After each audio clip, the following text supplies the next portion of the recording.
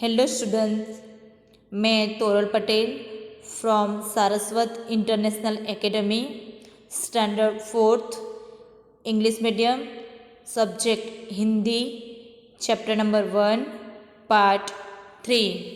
Students, part 1 में हमने chapter number 1 प्रार्थना उनको सीखी थी, समझी थी, एंड पार्ट 2 में हमने उसके क्वेश्चन आंसर, MCQ, समानार्थी शब्द, विरोधार्थी शब्द, अनेक शब्दों के लिए एक शब्द लिखिए, उनकी भी चर्चा की थी। आज पार्ट 3 की शुरुआत में पार्ट 2 के जो एक एक वाक्य में प्रश्नों के उत्तर है उनका फिर से एक बार रिवीजन कर लेते हैं। प्रश्न नंबर 9 में करवाया था, निम्नलिखित प्रश्नों के एक एक वाक्य में उत्तर लिखिए। फर्स्ट वन, हमारे मार्ग को प्रकाशित करने वाला कौन है? हमने सीखा था हमारे मार्ग को प्रकाशित करने वाला ईश्वर है। सेकेंड, मन का दुर्विचार दूर होने पर क्या होगा? आंसर, अगर हमारे मन में से दुर्विचार दूर हो जाए तो हमारा मन स्वच्छ हो जाएगा। तो आंसर क्या आएगा? मन के दुर्विचार दूर होने पर हमारा मन स्वच्छ हो जाएगा। थर्ड लास्ट, ईश्वर हमारा मार्गदर्शक हो ऐसा क्यों कहा गया?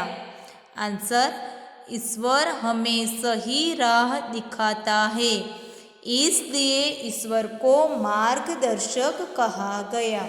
बच्चों, मार्गदर्शक मीन्स रास्ता दिखाने वाला। तो ईश्वर को रास्ता दिखाने वाला क्यों कहा गया? क्योंकि हमारे जीवन में जो कोई हमें सही राह दिखा सकता है वो केवल ईश्वर ही है, इसलिए ईश्वर को मार्गदर्शक कहा गया है। हो गया तीनों, सबको क्लियर? हमारे मार्ग को प्रकाशित करने वाला कौन है? ईश्वर। मन का दुर्विचार दूर होने पर क्या होगा? तो मन स्वच्छ हो जाएगा। ईश्वर हमारा मार्गदर्शक हो ऐसा क्यों कहा गया? क्योंकि वही हमें सही राह दिखाता है। समझे? तो आज पार्ट 3 की शुरुआत करते हैं हम। इतना हो गया क्लियर? चलो, क्वेश्चन नंबर 10, निम्नलिखित प्रश्नों के सविस्तर उत्तर लिखिए। फर्स्ट वन, चेतन से कवि का संकेत किनकी ओर है? आंसर, चेतन का शाब्दिक अर्थ है सजीव, अर्थात जिसमें चेतना हो, ज्ञान हो और जो सजीव हो। इस कविता में कवि का संकेत मनुष्य की ओर है।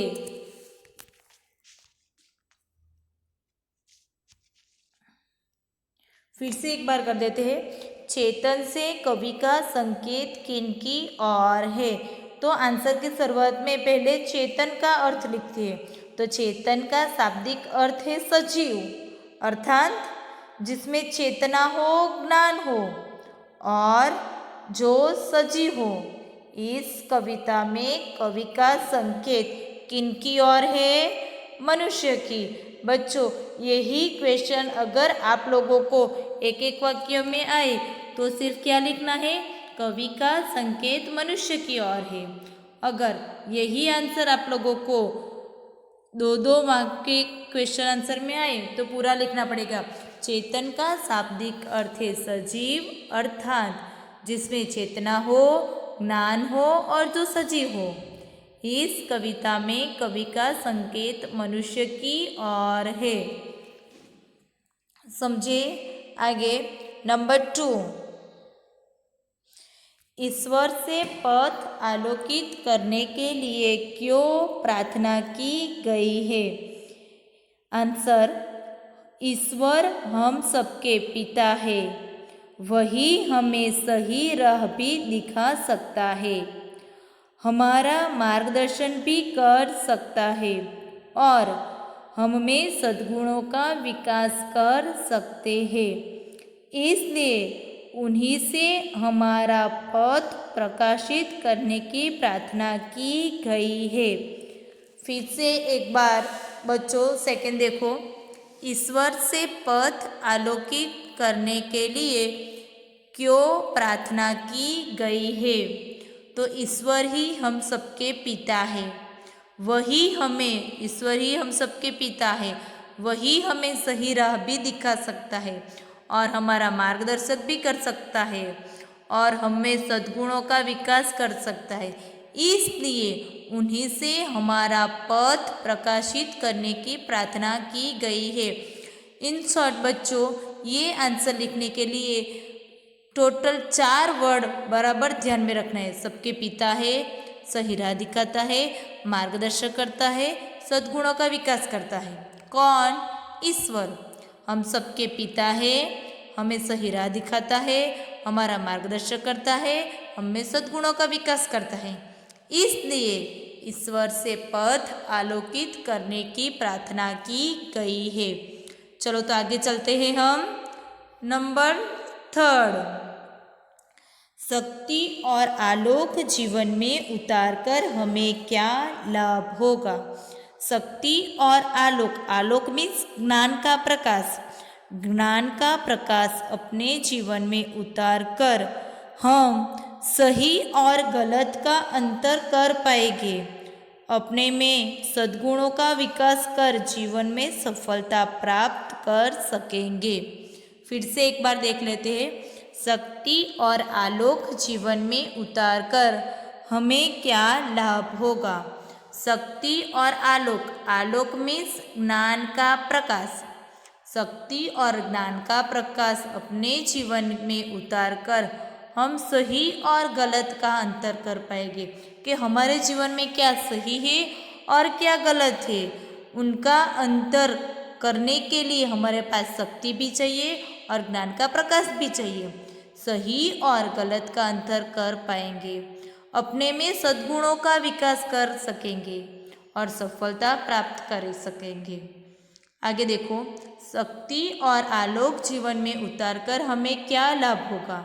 तो शक्ति और ज्ञान का प्रकाश अपने जीवन में उतारकर हम सही और गलत का अंतर कर पाएंगे, अपने में सद्गुणों का विकास कर जीवन में सफलता प्राप्त कर सकेंगे। चलो बच्चों, फिर से 1, 2 और 3 तीन ही लॉन्ग क्वेश्चन है, फिर से एक बार रिवीजन कर लेते हैं। नंबर 1, चेतन से कवि का संकेत किनकी ओर है?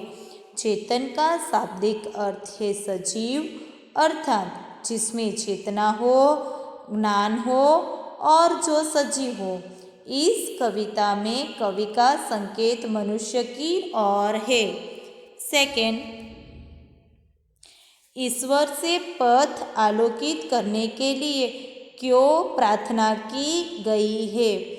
ईश्वर हम सबके पिता है, वही हमें सही राह भी दिखा सकता है, हमारा मार्गदर्शक भी कर सकते हैं और हमें सद्गुणों का विकास कर सकते हैं। इसलिए उन्हीं से हमारा पथ प्रकाशित करने की प्रार्थना की गई है।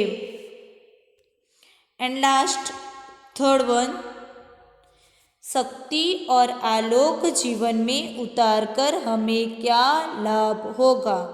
शक्ति और ज्ञान का प्रकाश अपने जीवन में उतारकर हम सही और गलत का अंतर कर पाएंगे, अपने में सद्गुणों का विकास कर जीवन में सफलता प्राप्त कर सकेंगे।